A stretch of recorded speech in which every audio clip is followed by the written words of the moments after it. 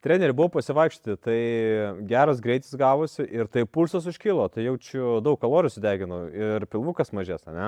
Deja, aukštas pulsas tik vargina ir apetitą skatina, taigi riebaliukai nedega. O tai ką daryti reikia? Reikia lėtai eiti? Ne, lėtas ėjimas tiesiog gerina psichologinę sveikatą, bet treniruotumo nedidina. Tai kaip tada eiti?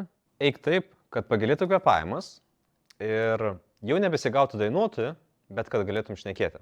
Tai kad aš ir taip nedainuoju, nelabai suprantu, tai aš turiu pulsometrą, tai gal galima pagal pulsą kažkaip? Žinoma, tiesiog iš 180 atimk savo amžių ir tuomet žinosi, kokio pulso nederėtų viršyti per treniruotės. Tai jeigu man 37, tai gaunasi, aš neturėčiau viršti pulso 143?